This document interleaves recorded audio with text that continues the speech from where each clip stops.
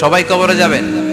একদিন মাটির ভেতরে হবে ঘরে মন আমার, কেন বান্ধ দালান ঘর? প্রাণ পাখি উড়ে যাবে পিঞ্জর ছেড়ে, ধরা ধামে সবই রবে তুমি যাবে চলে। বন্ধু বান্ধব যত, মাতা পিতা দ্বারা সুত, সবই হবে তোমার পরে মন আমার, কেন বান্ধ দালান ঘর? একদিন মাটির ভেতরে হবে ঘরে মন আমার, কেন বান্ধ দালান ঘর? চিল্লায় বলেন ঠিক কিনা? যাওয়া লাগবে, কেউ বাঁচতে পারবে না। দাদা চলে গেল, বাবা চলে গেল, মামা চলে গেল, আমারও যাওয়া লাগবে। সেলিব্রিটি চাই, আরো সম্পদের পাহাড় চাই। ব্যস্ত, আমরা মহা ব্যস্ত। এত ব্যস্ততা কিসের? স্টপ, থামেন, অনেক হয়েছে, আন না, বসেন, একটু ভাবেন। দাদা চলে গেল, বাবা চলে গেল, মামা চলে গেল, আমাকেও চলে যেতে হবে। মাঝে মাঝে কবরস্থানে যাবেন, যে একটু দেখবেন এই কবরস্থানে শিশুরা শুয়ে আছে, কিশোররা শুয়ে আছে, আপনার মতো তাগড়া যুবকরা শুয়ে আছে, ওদেরও রক্ত গরম ছিল আপনার মতো। আজ ওরা নাই, সব শেষ। আপনাকেও যেতে হবে, এই কবরে আমাদেরকে যেতে হবেই। কবরের প্রশ্নের উত্তর দিতে হবে। চিল্লায় বলেন ঠিক কিনা? কবরে প্রথম প্রশ্ন করা হবে, মার রব্বুক, তোমার রবের নাম কি? আমাদের রব কে? ওমা দীনুক, তোমার ধর্মের নাম কি? আমাদের ধর্মের নাম কি? বিশ্বনবীর চেহারা দেখিয়ে বলা হবে, এই লোকটাকে তুমি চিনো কিনা? চিনি না আমরা? চাঁদের চেয়ে সুন্দর তুমি, নবী আমার কমলিওয়ালা, দু জাহানের বাদশা তুমি, প্যারা নবী সাল্লাল্লাহু আলা, দু জাহানের বাদশা তুমি, প্যারা নবী সাল্লাল্লাহু আলা, চাঁদের চেয়ে সুন্দর তুমি, নবী আমার কমলিওয়ালা। সুবহানাল্লাহ পড়ে। আমাদেরকে জিজ্ঞেস করা হবে, রব কে? বলবো আল্লাহ। ধর্ম কি? বলবো ইসলাম। এই লোকটারে চিনো নাকি? আমরা বলবো চিনি, আমাদের প্রাণের নবী মুহাম্মদ সাল্লাল্লাহু। তিনটা প্রশ্নের উত্তর করতে পারলে এডিশনাল আরেকটা প্রশ্ন, ওমা ইলমু। এই তিনটা প্রশ্নের উত্তর জানলা কেমনে? নকল করছো নাকি? বাংলাদেশে নকল আছে না নাই? কোথায় নকল করে? হ্যাঁ, কিছু লিজেন্ড আছে দেখি, একেবারে জামার ভিতরে নকল, টুপির ভিতরে নকল, স্কেলের ভিতরে নকল, মৌজার ভিতরেও নকল। আছে না নাই? কথা বলেন। ফেরেশতারা বলবে, তুমি তিনটা প্রশ্নের উত্তর করলে কি করে? আপনাকে বলতে হবে, আমি কোরআন থেকে শিখেছি, আমি হাদিস থেকে জেনেছি। চিল্লায় বলেন ঠিক কিনা? তখন ফেরেশতারা বলবে, আহলান ওয়া সাহলান, মারহাবান, কংগ্রাচুলেশন, তুমি উত্তর করতে পেরেছো। ইফসাহু লাহু কবরুহু ৭০ যিরান, আপনার কবরটারে ৭০ হাত লম্বা বানিয়ে দেয়া হবে। ইফতাহু লাহু বাবুন ইলাল জান্নাহ, জান্নাতের দিকে দরজা করে দেয়া হবে। ইউলবাসু মিন লিবাসিল জান্নাহ, জান্নাতের পোশাক পরিয়ে দেয়া হবে। আর বলা হবে, নাম কানাউমিল আরুস, বাসর রাতে কনেকে নিয়ে বর যেমনি শান্তির ঘুম, আরামের ঘুম দেয়, তুমিও ঘুম দাও, ঘুমাও। You should get some sleep now, you are very tired man, ঘুমাও, অনেক হয়েছে, ঘুমাও। তোমার এই ঘুম কেউ ভাঙাবে না, ইসরাফিলের সিঙ্গার ফুৎকার ছাড়া। আল্লাহ লম্বা ঘুম যেন দিতে পারি, তৌফিক দাও। আর যারা ইসলাম বিরোধী, কোরআন বিরোধী, বিশ্বনবী বিরোধী, তাদেরকেও প্রশ্ন করা হবে, তোর রব কে? মার রব্বুক, সে বলবে, লা আদরি, আমি কিছু জানি না, আমি মাফ চাই, দোয়াও চাই। কথা কন, জানি না, আমি কিছুই মনে করতে পারছি না, আমি কিছু জানি না, আমার ধর্ম নাই, কর্ম নাই, আমার ধর্ম যার যার, উৎসব সবার, আমার কোনো ধর্ম নাই, আমার কোনো নামাজ রোজা নাই, আমার কোনো রব নাই। দ্বিতীয় প্রশ্ন, ওমা দীনুক, তোর ধর্মের নাম কি? সে বলবে, ধর্ম কি?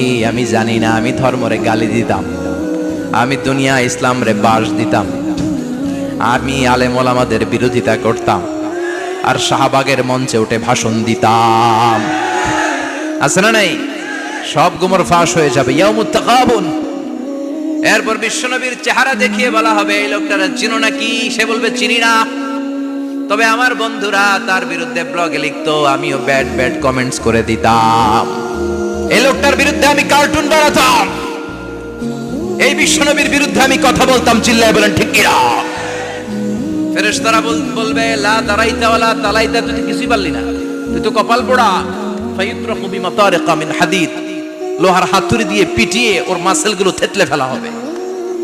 ওয়ায়ুকালু লিল আরদি ইলতাইমি, কবরের দুই পাশের মাটির বলা হবে চাপ দে, এমন চাপ দিবে ফাতাখতালিফা আদলাউহু, ডান পাশের পাজরের হাড্ডি বাম দিকে ঢুকে যাবে, বাম পাশের পাজরের হাড্ডি ডান পাশে ঢুকে যাবে।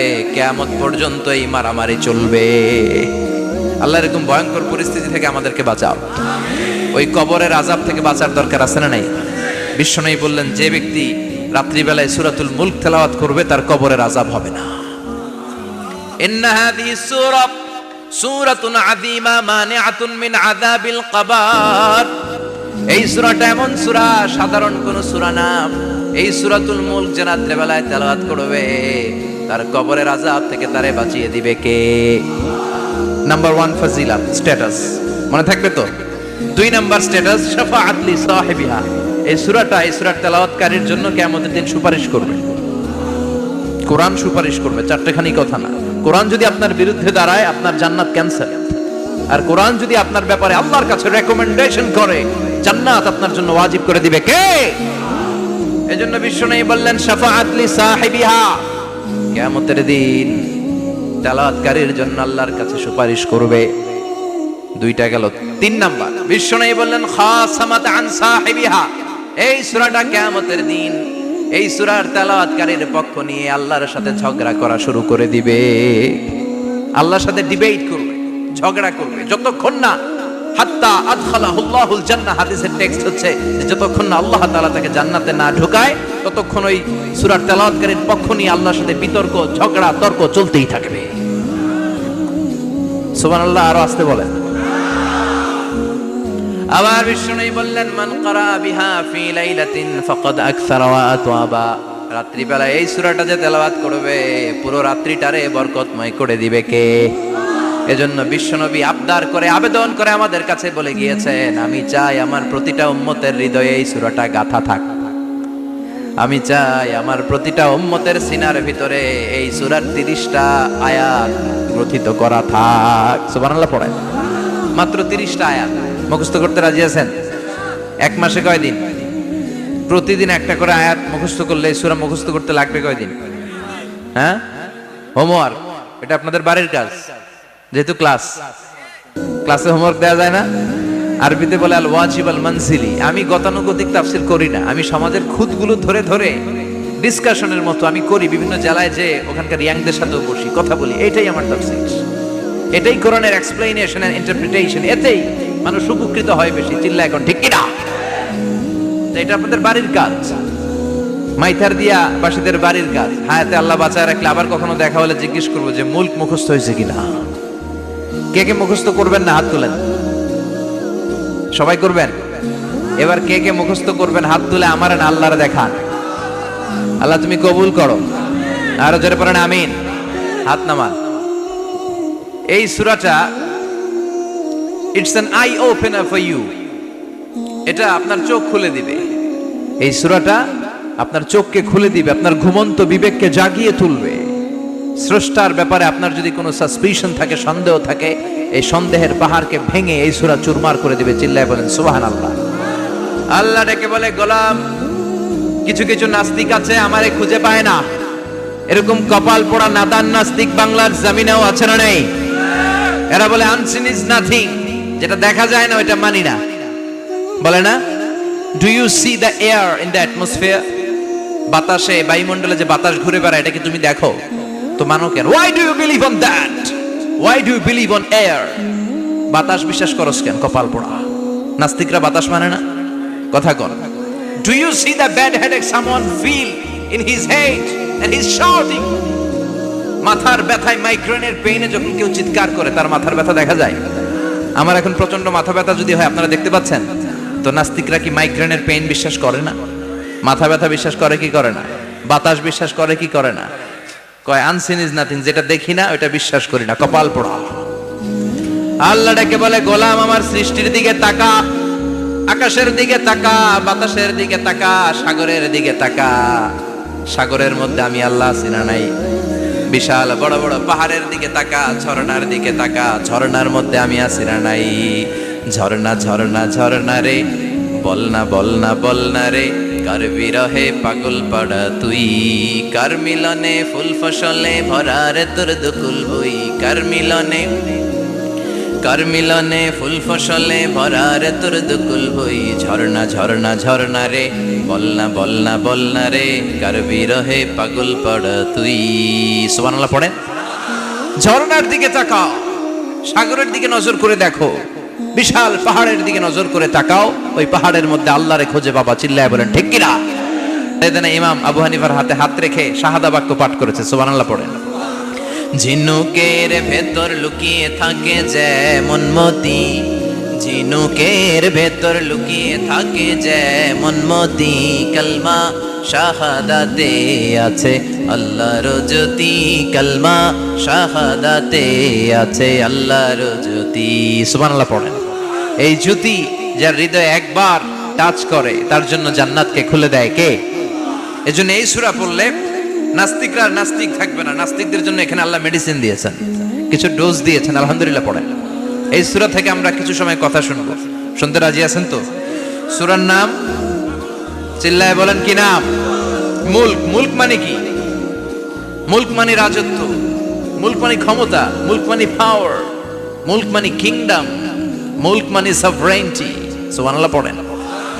রব্বুল আলামিন বলেন তাবারাকাল্লাযী বিয়াদিহিল মুলকু ওয়া হুয়া আলা কুল্লি শাইইন কাদির। সুমহান সেই সত্তা যার হাতে ক্ষমতা আর তিনি সব বিষয়ে ক্ষমতাশীল। সুবহানাল্লাহ। তাবারাকাল্লাযী বিয়াদিহিল মুলক, মহামহিম সে সত্তা, সুমহান সে সত্তা, বিয়াদিহিল মুলকু যার হাতে ক্ষমতা। ক্ষমতা কার হাতে? চিৎকার করে বলতে হবে কার হাতে?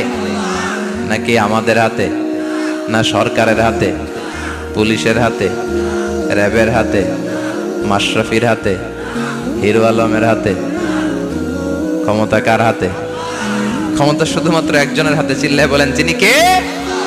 আল্লাহর হাতে ক্ষমতা, আর তিনি হচ্ছেন সকল ক্ষমতার উৎস, centre of the all powers. সব ক্ষমতার উৎস কে? নাকি জনগণ? আমরা কিন্তু এটাই শিখি, এদেশে আমাদেরকে রাষ্ট্রীয়ভাবে শেখানো হয়, এটা রাষ্ট্রীয় কুফরি। সকল ক্ষমতার উৎস জনগণ নয়, সকল ক্ষমতার উৎস কে? উনি ক্ষমতার উৎস, তিনি ক্ষমতাশীল, মহা ক্ষমতাধর, তার ক্ষমতার সাথে কারো তুলনা হয় না। আমাদের কি ক্ষমতা আছে? কথা বলেন। বল্লা পোকার কামড় খাইছেন? হ্যাঁ, মৌমাছি কামড়াইছে? মৌমাছি কামড়াইলে চিল্লাচিল্লি শুরু করে, তো কি ক্ষমতা আছে আপনার? বল্লা কামড় মেয়েরা দেয় তো ওটা ধরে যে মার মইটাও পারি না। কুত্তায় কামড়াইলে আমরা কুত্তারে কামড়াইতেও পারি না। কথা বলেন। আমরা নাকি ক্ষমতার মালিক। পিছন থেকে কেউ যদি বলে হুজুর সাপ, মজা করে বলছি এতই ভয় পাইছি, আসলে যদি ফস করে আসতো শব্দ, স্লোগান দেওয়ার বেলায় লিল্লাহে তাকবীর আল্লাহু আকবার, আমার ভাই তোমার ভাই, কাপায় ফেলামো নামায় ফেলামো। কথা বলেন। আর যদি পেছন থেকে কেউ আওয়াজ করে বলে সাপ, দৌড়। আপনারা কি দৌড় দিবেন? আমরা এদিক দিয়ে দৌড় দিব। কথা কন। চাচা আপন প্রাণ জীবন বাঁচানোর জন্য ভয়ে পাগল। সাপ লাগবে না, ভাও ব্যাং চিনেন? মাইথার দিয়ে নাই বোধহয়। আছে আছে। কি করে? খালি লাফায়। 10টা ভাও ব্যাং যদি ছেড়ে দেওয়া হয় স্টেজে 2টা আর বাকি 8টা এদিকে, ভাও ব্যাং আর কি লাভ দিবে? এরসে লাফালাফি শুরু করবো আমরা। কথা বলেন। আর আমরা দাবি করি আমরা ক্ষমতার উৎস। কোনো ক্ষমতা নাই। একবার ডায়রিয়া হলে 3বার টয়লেটে গেলে আর চেহারার দিকে তাকানো যায় না। কারে মাফ করে দে, আই মরে যাইও, আই হাইতান ন, আছে না নাই? তো পারবেন না কেন? আপনি না ক্ষমতার উৎস, আপনি না ক্ষমতার উৎস। আরে আপনার তো কোনোই ক্ষমতা নাই। খলিকাল ইনসানু দাঈফা, মানুষকে দুর্বল থেকে দুর্বল করে তৈরি করেছে কে? এজন্য রব্বুল আলামিন বলেন তাবারাকাল্লাযী বিয়াদিহিল মুলকু ওয়া হুয়া আলা কুল্লি শাইইন কাদির। সুমহান সেই সত্তা যার হাতে ক্ষমতা। চিল্লায় বলেন ক্ষমতা কার হাতে? আমাদের হাতে কোনো ক্ষমতা নাই। আমরা হলাম দুর্বল। আমরা কি? দুর্বলের ঘরের দুর্বল। আমরা যখন জন্মেছিলাম দুর্বল।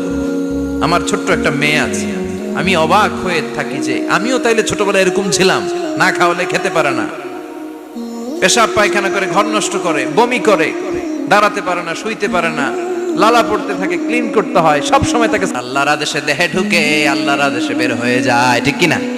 এই যে ছোট্ট বাচ্চাটার দেহের ভিতরে যে রুহ ঢুকলো, কে দিল? 120 দিনের আগে মানব শিশুর দেহের ভিতরে কিন্তু রুহের ফুৎকার হয় না।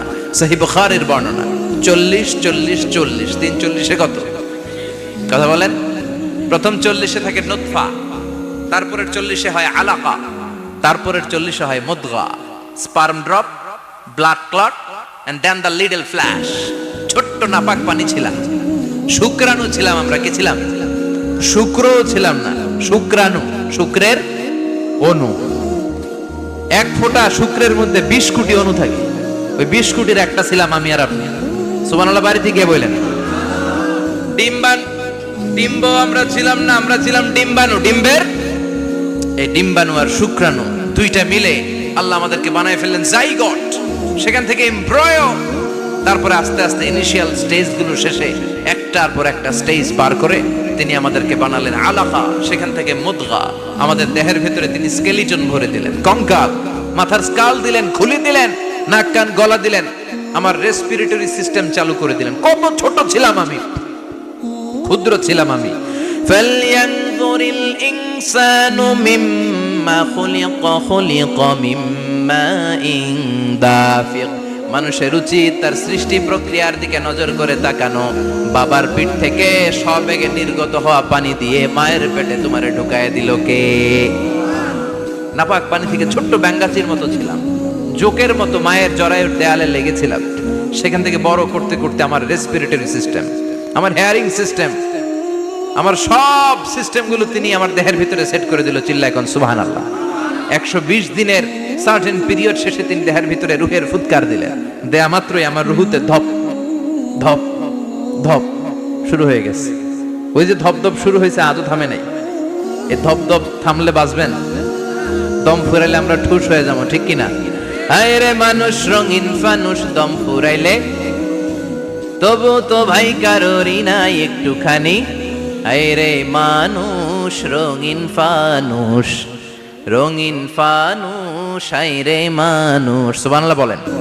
সে আল্লাহ বললেন, গোলাম, জীবন আর মরণের মাঝখানে আমি তৈরি করেছি রুহু। পৃথিবীর বিজ্ঞানীরা সব বানাতে পারে, কম্পিউটার বানাতে পারে, প্লেন বানাতে পারে, হেলিকপ্টার বানাতে পারে, রকেট বানাতে পারে, কিন্তু গোটা বিশ্বের সব বিজ্ঞানীরা মিলে কি রুহু বানাতে পারে নাকি? কথা বলেন। গত বছর সোফিয়া নামে একটা রোবট আসছিল না? কথা কন। ওটা মাথা উঁচু করে নিচু করে কথা বলতে চায়, মানুষের মতো হতে চায়। আসলে কি মানুষ? ওটার মধ্যে কি রুহু আছে? রুহু বানাইতে পারবে কেউ? এই রুহু নিয়ে যে কত গবেষণা, মুমূর্ষ রোগীদের উপর গবেষণা চালিয়েছে অনেক। বুলেট প্রুফ গ্লাসের ভিতরে মুমূর্ষ রোগীকে রেখে রেখে তারা চেক করতে চেয়েছে আমেরিকান বিজ্ঞানীরা যে রুহু কোন দিক দিয়ে বের হয়। তারা ওজন করে দেখে, মানুষ মরে গেলে কোন লাশের ওজন বেড়ে যায়, কোন লাশের ওজন কমে যায়। যেটাতে কমে গেছে 2-1 কেজি কমে যায়, তার অবাক। কিরা আগে ছিল 80 কেজি, এখন হচ্ছে 78 কেজি, তার মানে 2 কেজি নাই, এটাই রুহু। এটাই কি? এটা হচ্ছে গবেষণার ধাপ। অনেকগুলো মডিউল তারা আনে, অনেক মুমূর্ষ রোগীকে গ্লাস ফিটিং করা, ইন্টেন্সিভ কেয়ারে রেখে তারা অবজার্ভ করে, আর অক্সিজেন মাস্ক খুলে দিয়ে তারা দেখে যে লোকটা ছটফট করে কিভাবে মরে। মরার আগে ওজন মাপ ছিল 80 কেজি, মরে গেছে পরে আবার ওজন দিয়ে দেখে 78 কেজি। কমছে কয় কেজি? বিজ্ঞানে কয় পাইছি। সবাই কয় কি পাইছো? কয় রুহু। কই পাইলেন? কয় আগে 80, এখন 78, 2 কেজি। রুহুর ওজন কয় কেজি? তো বিজ্ঞানীদের সিস্টেম হচ্ছে যে কোনো একটা বিষয়ের উপর গবেষণা চালালে তারা পূর্ণাঙ্গ ডিসিশনে পৌঁছতে পারে না। They couldn't jump to the final conclusion just on one module, based on one module. They cannot do it. তাদের অনেকগুলো মডিউল আনতে হয়। তারা আবার নমুনা আনলো আরেকটা। মুমূর্ষ রোগী, অক্সিজেন চেম্বার লাগানো, মাস্ক লাগানো, এটা খুলে ফেললে মরে যাবে। বুলেট প্রুফ করা গ্লাসের ভিতরে ঢুকিয়ে এটার ওজন মাপ, এটার ওজন 60 কেজি। এবার মাস্ক খোল, মাস্ক খুলছে ছটফট ছটফট করে, এটা শেষ। এবার মাপ দেখ, এবার মাইপা দেখা গেছে 63 কেজি। কয় কেজি বাড়ছে? এক একটার এক এক সিস্টেম হয়েছে, কোনোটা কমে, কোনোটা বাড়ে, কোনোটা কিচ্ছু হয় না। সবাই কয় তাইলে আপনি রুহু পাইলেন কই? আগেরটা কম ছিল, মনে করছিলেন 2 কেজি কমছে, ওইটাই রুহু, এখন 3 কেজি বাইরে গেছে, মিলাইবেন কি দিয়া? কথা কন। আল্লাহ ডেকে বলে, গোলাম কিয়ামত পর্যন্ত একটার পর একটা মুমূর্ষু রোগীকে বুলেট প্রুফ গ্লাসের ভেতরে ঢুকাতে পারবি, গবেষণা করতে পারবি, মাগার রুহু খুঁজে পাবি না। চিল্লায় বলেন ঠিক কিনা? কারণ এই রুহুর মালিক কে? সে আল্লাহ বললেন, আল্লাযী খালাকাল মাউতা ওয়াল হায়াতা লিয়াবলুয়াকুম আইয়ুকুম আহসানু আমালা। জীবন আর মৃত্যু বানালাম তোমাদেরকে পরীক্ষা করার জন্য। পরীক্ষা আছে না নাই? গোটা দুনিয়াটাই পরীক্ষা। আল্লাহ যারে পছন্দ করে বেশি তার পরীক্ষাও। আসাদুন নাসি বালাআন আল আম্বিয়া। এই পৃথিবীতে আল্লাহ সবচেয়ে বেশি বালা মুসিবত দিয়ে পরীক্ষা করেছেন নবীদের। কারণ নবীরা আল্লাহর কাছে কম প্রিয় না বেশি প্রিয়? যেহেতু প্রিয় বেশি, পরীক্ষা। এজন্য মুমিনের উপর যদি পরীক্ষা আসে, মুমিনের উপর যদি অত্যাচার আসে, মুমিনের উপর যদি ধৈর্যের পরীক্ষা আসে, জেল জরিমানা আসে, মুমিন ওইটারে ভয় পায় না। মুমিন ভয় পায় একজনকে। চিল্লায় বলেন তিনি কে? কারণ আল্লাহর ঘোষণা, ওয়ালা তাহিনু ওয়ালা তাহজানু। ঘোষণাটা কার? ভয় নাই, তোদের চিন্তা নাই। আনতুমুল আ'লাউনা ইন কুনতুম মুমিনিন। তোমরাই বিজয়ী হবা যদি মুমিন হও। যদি মুমিন হও। এজন্য ধৈর্যের পরীক্ষা দিতে হবে, আল্লাহর উপর তাওয়াক্কুল করতে হবে, অত্যাচার আর জুলুম আল্লাহর নামে সহ্য করে যেতে হবে। চিল্লায় বলেন ঠিক কিনা? কারণ মুসলিমের সাথে আল্লাহ থাকে। মুসলিমের বদদুয়াকে বিশ্বনবী ভয় করতে বলেছেন। কারণ মুসলিমের বদদুয়ার মাঝে আর আল্লাহর মাঝে পর্দা থাকে। যারা দুনিয়ার বুকে জুলুম করে তাদেরকে ক্ষমতার মসনদ থেকে নামিয়ে দেয় কে? আর যারা মজলুম হয়, যাদের রক্ত দিয়ে জমিন ভেজে, তাদেরকে জমিনের ক্ষমতা দিয়ে দেয় কে? আর যারা রক্ত ঝরায়, ইতিহাস বলে তারা শেষ পর্যন্ত প্রাণ আর জান নিয়ে পালাবার জায়গাটা পায় না। চিল্লায় বলেন ঠিক কিনা? এজন্য মুমিন খুব ভালো করে জানে, রাত্রি যত গভীর হয়, সুবহে সাদিকের সময় কাছে আসতে থাকে। গর্ভবতী নারীর পেটের জ্বালা যন্ত্রণা, ব্যথার পেইন যত বাড়ে, নতুন মেহমান আগমনের সময় কাছে আসতে থাকে। তেমনি ইসলামের পক্ষের শক্তির উপর যদি অত্যাচার, অনাচার, স্টিম রোলার বেড়ে যায়, এটা প্রমাণ করে ইসলামের বিজয়ের সময় কাছে আসতে শুরু করেছে। চিল্লায় বলো ঠিক কিনা? এজন্য রাব্বুল আলামিন ডেকে বলেন, গোলাম লিয়াবলুয়াকুম আইয়ুকুম আহসানু আমালা। কে ভালো আমল করো, কে খারাপ আমল করো, এজন্য আমি জীবন মরণ তৈরি করেছি। চিল্লায় কোন ঠিক কিনা? এরপর আল্লাহ বললেন, ওয়ালাকাদ যায়্যানাস সামাআদ দুনিয়া বিমাসাবিহা ওয়া জাআলনাহা রুজুমান লিশ-শায়াতিন। সুবহানাল্লাহ বলেন। ওয়ালাকাদ যায়্যানাস সামাআদ দুনিয়া। মাইকম্যান কোথায়? সাউন্ডটা বাড়াও। এত দুর্বল কেন তোমার সাউন্ড? মনে হচ্ছে আমি মাইক ছাড়া কথা বলছি। সাউন্ডটাকে স্ট্রং করো। ওয়ালাকাদ যায়্যানাস সামাআদ দুনিয়া। I have beautified the closer sky with candles, with light and stars. আল্লাহ বললেন, আমি দুনিয়ার আকাশকে তারা দিয়ে সুশোভিত করেছি। আকাশে তারা আছে না নাই? এগুলো এমনি এমনি হয়েছে না? তৈরি করছে কে? বিশ্বাস হয়? কোনো সন্দেহ আছে? এখন তো লাইটিং ফাইটিং এর যুগে তারার যে কি সৌন্দর্য আমরা বুঝি না। আমরা যখন ছোটবেলা গ্রামে যেতাম, রাতের বেলা তারার মেলা, কি সুন্দর! একটার চেয়ে একটা সুন্দর। শুকতারা, ধ্রুব তারা, সপ্তর্ষি মণ্ডল, 7টা তারার একটা চেইন আছে। চিনেন এগুলো? কি সুন্দর তারা! এগুলো তৈরি করে রেখেছে কে? প্রথম আকাশের মহাশূন্যকে আল্লাহ এই তারকা দিয়ে বিউটিফাই করেছেন। It's a candle. আল্লাহ সাজিয়ে রেখেছেন। আমরা খালি চোখে যেটা দেখি, এটা কিন্তু আকাশ না, এটা প্রথম আকাশ নয়। প্রথম আকাশ যে কত দূরে আমেরিকার নাসার বিজ্ঞানীরাও জানে না। খালি চোখে আমরা যা দেখি, এটা প্রথম আকাশের মহাশূন্য। এর অনেক অনেক অনেক উপরে প্রথম আকাশ। এরপরে দ্বিতীয় আকাশের মহাশূন্যের স্তর শুরু। এরপরে দ্বিতীয় আকাশ, তারপরে তৃতীয় আকাশের মহাশূন্যের স্তর শুরু, তারপরে তৃতীয় আকাশ। একটার চেয়ে আরেকটা বড়। প্রথম আকাশের চেয়ে দ্বিতীয় আকাশ কত বড় বলি? আপনার হাতের আংটিটা যদি সাহারা মরুভূমিতে আপনি ছুঁড়ে ফেলে দেন, পুরো মরুভূমির তুলনায় আংটি যত ছোট, আল্লাহর দ্বিতীয় আসমানের তুলনায় আল্লাহর প্রথম আসমানটা ঠিক তত ছোট। একটার চেয়ে একটা বড়, একটার চেয়ে একটা বড়। সূর্য দেখে আমরা অবাক হয়ে যাই। 9,30,00,000 মাইল দূরে। এই পৃথিবীর চেয়ে 13 লক্ষ গুণ বড়। এটার সানশাইন, আলো আসতে পৃথিবীতে 8 মিনিট 18 সেকেন্ড লেগে যায়। আমরা মনে করছি সূর্যই বড়। আমরা বসে আছি মাইথার দিয়াতে, তাই না? এই জায়গাটার নাম কি? মাইথার দিয়া। কি খালি এতটুকু প্যান্ডেলের সমান? কত বড় মাইথার দিয়া! এই পুরো মাইথার দিয়ে কোন থানায় পড়ছে? দাউদকান্দি। দাউদকান্দি হচ্ছে কুমিল্লার 16টা থানার একটা, ঠিক কিনা? 16 থানা মিলে কুমিল্লার একটা জেলা। এরকম কয়টা জেলা আছে? 64 জেলা। এই 64 জেলা মিলে আমাদের সুজলা সুফলা শস্য শ্যামলা ডিজিটাল বাংলাদেশ। কথা কন। আর বাংলাদেশ হচ্ছে পৃথিবীর সবচাইতে বড় দেশ। হ্যাঁ, 64 জেলা, এরপরে ছোট। যাদের অ্যাটলাস ম্যাপ নিয়ে যাদের ধারণা আছে তারা দেখবেন বাংলাদেশ এই শব্দটা লেখার জায়গাও আমরা পাই না। মানচিত্রে বাংলাদেশ শব্দটা লেখার জায়গা পায় না। বিআরএ উঠে যায় ইন্ডিয়ার উপর, আর ডিএসএ উঠে যায় আবার ইন্ডিয়ার উপর। মাঝখানের দুইটা অক্ষর বাংলাদেশের উপরে পড়ে, চিল্লায় বলে ঠিক কিনা? কত ছোট দেশ। পাশের ইন্ডিয়া 20-25 গুণ বড়। ইউরোপ আমেরিকার অনেক দেশ আছে, আমেরিকায় বাংলাদেশের চেয়ে শতগুণ বড়। কানাডা কয়েকশো গুণ বড়, রাশিয়া কয়েকশো গুণ বড়। এরকম প্রায় 200 দেশ নিয়ে পৃথিবীর স্থলভাগ, আর 70% হচ্ছে শুধু পানি। এই সব মিলে আমাদের এই পৃথিবী। আর এত বড় পৃথিবীর চেয়েও নাকি সূর্য 13 লক্ষ গুণ বড়। তার মানে সূর্যই বড় না, সূর্যের চেয়ে অনেক বড় তারা আছে। সূর্যের পরে পৃথিবীর সবচেয়ে কাছের যে তারা বা স্টার, ওটার নাম হচ্ছে প্রক্সিমা সেন্ট্রারি। নাম কি? প্রক্সিমা সেন্ট্রারি। এরপরে আলফা সেন্ট্রারি এ, আলফা সেন্ট্রারি বি, ইটা ক্যারিনা, ব্যাটেলজিউস, এরকম একটার পর একটা তারা। যেই সূর্য পৃথিবীর চেয়ে 13 লক্ষ গুণ বড়, ব্যাটেলজিউস নামে একটা তারা আছে, ওটা সূর্যের চেয়ে 33 কোটি গুণ বড়। তার মানে কি ব্যাটেলজিউসই সবচেয়ে বড় না, ছোট্ট একটা তারা। এই ব্যাটেলজিউসরে খেয়ে ফেলাইতে পারে এরকম 1000 কোটি গুণ বড় সাইজের তারা আছে না নাই? এরকম কয়েক বিলিয়ন তারা নিয়ে আমাদের গ্যালাক্সি গঠিত। আমাদের গ্যালাক্সি, এটার নাম মিল্কি ওয়ে। এটার নাম কি? আমাদের গ্যালাক্সি। এই গ্যালাক্সিতে আমাদের অবস্থান। এরকম কত হাজার কোটি গ্যালাক্সি আছে আমেরিকার নাসার বিজ্ঞানীরাও জানে না।